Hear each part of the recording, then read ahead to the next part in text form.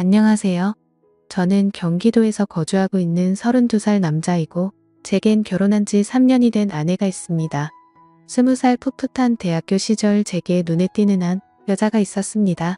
얼굴은 당연히 제 눈엔 가장 예뻤을 뿐더러 뭔가 남들과는 달리 털털한 여자였죠. 화끈한 성격으로 리더십이 있었고 평소에는 남을 배려를 잘하는 그런 성격이었습니다. 그래서 저는 그런 모습에 반해서 고백을 했고 저희는 연애를 시작하게 되었죠. 보통 조신한 느낌이 전혀 없는 와이프 성격이어서 고백을 했음에도 걱정이 됐습니다. 서로의 자존심이 부딪혀서 싸움이 잦지 않을까 생각했죠. 하지만 오히려 우리 둘의 성격은 정반대이다 보니 서로 이해를 잘해주려고 노력했었습니다. 그러다 보니 아내와 저는 7년이라는 오랜 시간 동안 교제를 해왔는데 크게 싸운 적이 5손가락 안내 꼽을 정도로 싸운 적이 별로 없었습니다. 그리고 만난 지 1년도 채 안 됐을 때 저는 군대로 가게 되었는데 그렇게 짧게 만났음에도 제 아내는 2년이라는 긴 시간 동안 한결같았습니다. 사실 저는 제가 군대에 가게 되면 대부분의 여자들이 그러듯 제 아내도 다른 남자를 만나지 않을까 생각했습니다. 왜냐하면 제 아내는 남자들 사이에서 항상 인기가 많았기 때문이죠. 하지만 그렇게 인기가 많았음에도 단 한 번도 다른 남자에게 한눈도 팔지 않았습니다. 저는 그런 모습에 또 다시 반했고 그때 다짐을 했죠. 이 사람과는 평생을 함께 하고 싶다. 빨리 자리를 잡아서 꼭 결혼을 해야겠다라고요. 그렇게 저는 무사히 군대를 전역하고 나서 하루라도 빨리 제 아내와 함께 지내고 싶어서 열심히 살았습니다. 그래서 대학교를 다니면서도 항상 전액 장학금을 받고서 졸업을 했고 안정된 직장에 취직한 뒤에 제 아내와 100년 가약을 맺었습니다. 평생을 함께하고 싶었던 제 아내와 결혼을 하고 3년 동안은 누구보다도 행복하고 재미있는 결혼 생활을 이어갔습니다. 근데 갑자기 청천벽력 같은 비보가 전해졌습니다. 장인어른께서 교통사고로 인해 갑자기 세상을 떠나게 되셨다고 연락이 왔습니다. 정말 말로 할 수 없을 만큼 충격적이었죠.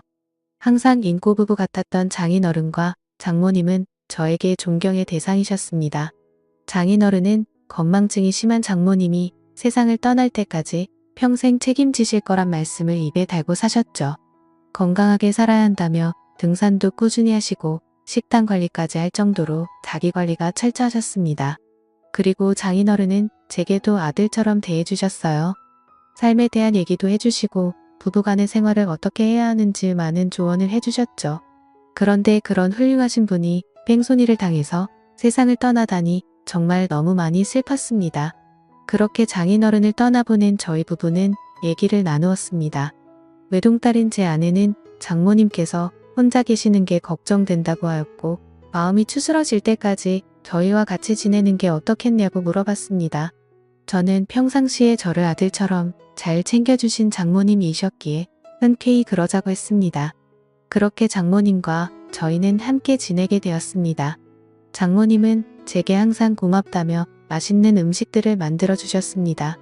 평소 잠이 많은 아내 때문에 아침을 못 먹고 출근을 했었지만 장모님 덕분에 아침을 거르는 일이 없어지게 되었죠.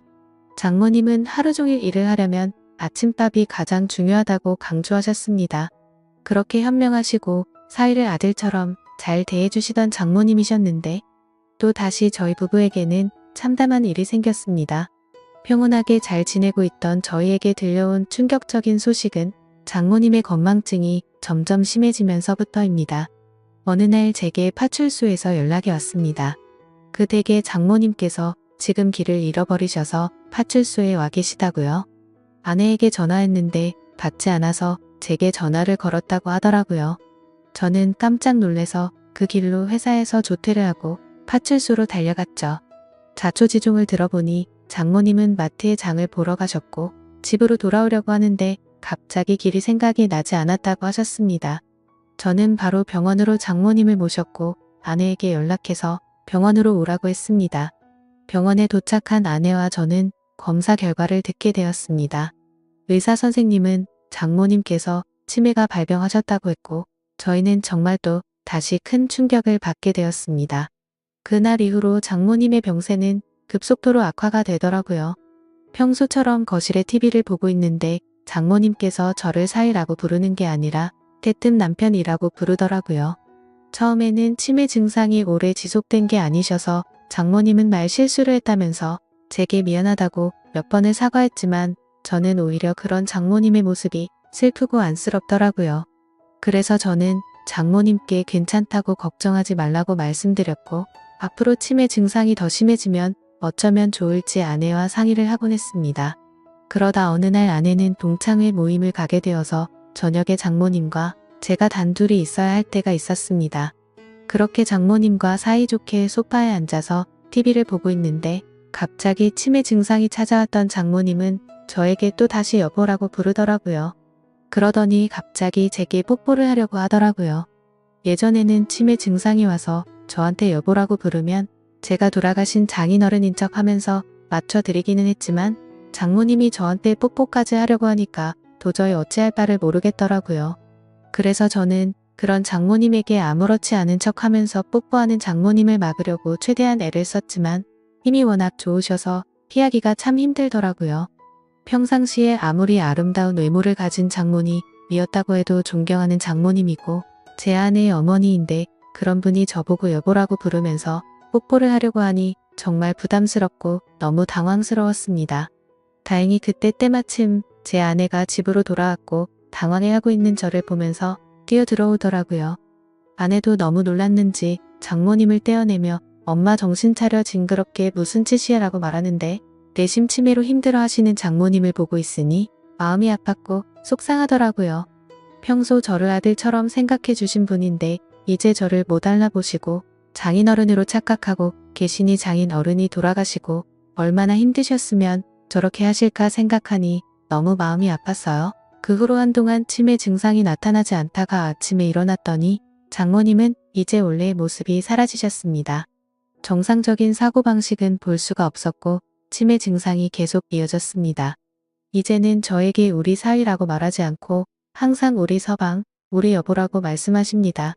저는 장모님께서 저를 보고 남편이라고 생각해도 아무렇지 않게 받아들이고 있지만 그런 장모님을 보면서 제 아내는 매일 밤마다 혼자 숨어서 울기만 하네요. 저도 이렇게 마음이 아프고 슬픈데 제 아내는 오죽할까요? 갑자기 건강하시던 아버지가 곁을 떠나가고 의지하던 어머니는 갑자기 치매 증세가 발병하셨으니요. 아내는 엄마가 아이가 된 것 같아서 너무 속상하고 슬프다고 했고 그런 엄마 때문에 제가 매일 힘들어하는 것 같다면서 저에게 미안하다고 매일같이 사과를 하네요.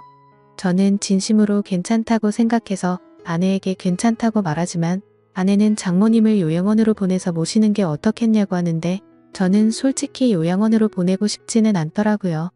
제게는 너무나도 완벽하고 예쁜 아내를 힘들게 키워주신 훌륭한 분인데 고작 치매라는 병 하나가 걸렸다고 해서 쓸쓸하게 요양원에서 지내게 할 수는 없겠더라고요.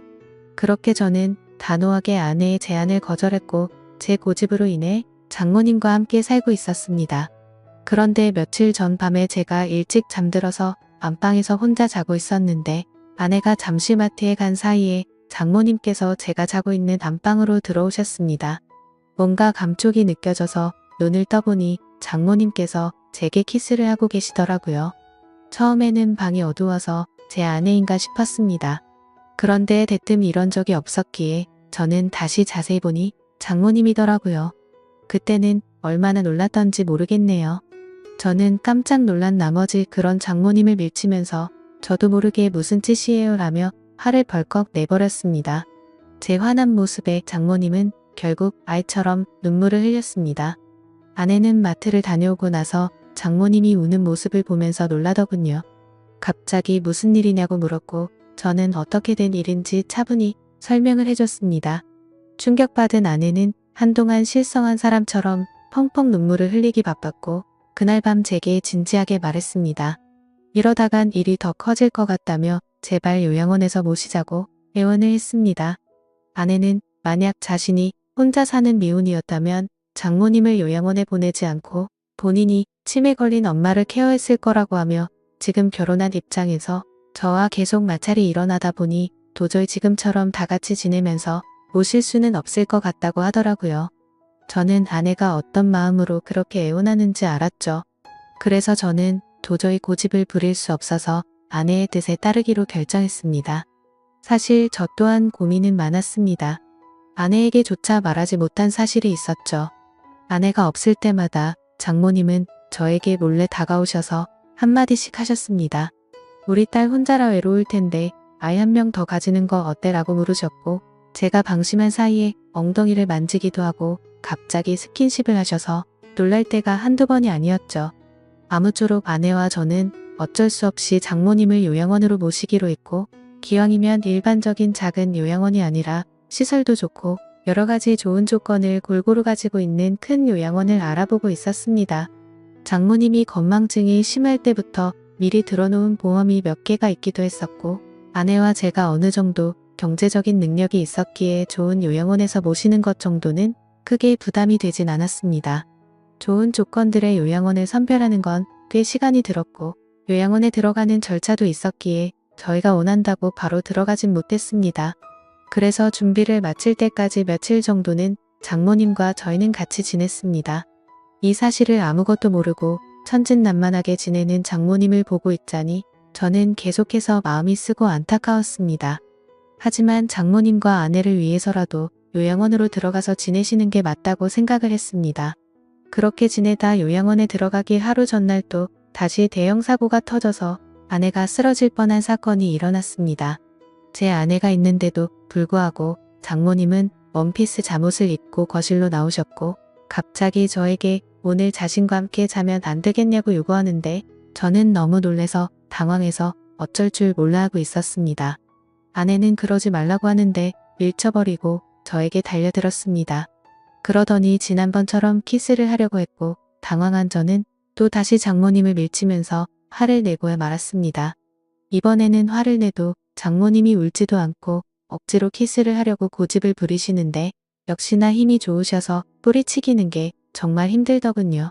결국 아내까지 달려들어서 장모님을 어렵게 떼어낼 수 있었고, 장모님은 말리는 아내를 보고 도대체 내가 뭔데 우리 사이를 갈라놓냐고 고래고래 소리쳤습니다.